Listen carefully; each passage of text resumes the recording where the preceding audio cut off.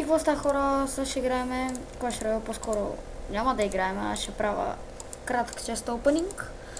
Та имаме да отваряме 2, 4, 6, 7 5, 6 честа. 6 честа, имам един от Classic Challenge, 4 победи, един Crown чест, 2 Free честа и 2 Silver честа, както виждате. Та искам преди това да ви покажа една от моите битки. Докато играх Classic Challenge срещу един пич, който имаше Lumberjack и Dalok.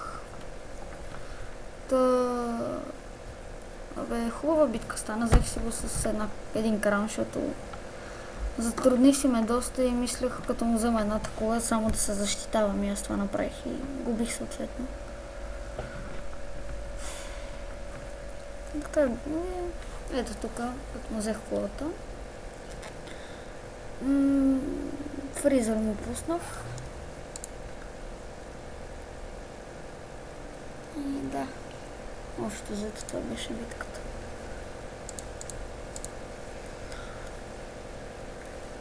Тук минаха секундите. Бях заснемено видео на Classic Challenge, но то се прецака.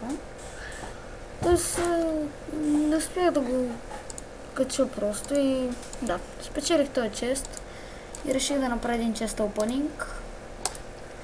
Ето тази карта излязла. Имаме 6 честа и от тях има минимален даже шанс да ни спадне тази легендарка Електроизърт. Да. Окей, започваме първо с Silver честа. 50 голд, една Valkyrie, 8 Knight. Втория Silver чест, пак 50 голд, да, към карти.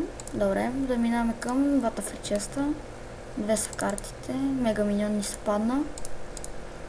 Тук отново са две картите. Факи, от тия баш ли с мен?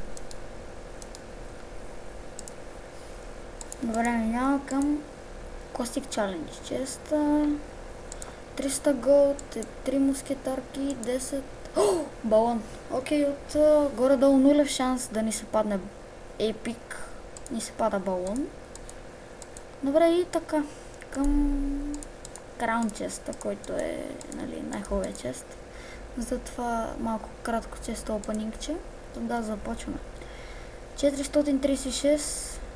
Добре, 2 джема. 14 Fire Spirits. Мега миньон. Гоблини и голяма пека. Горе-долу добър чест опенинг направихме.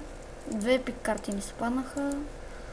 Надявам се да ви е харесало видеото и да, чао!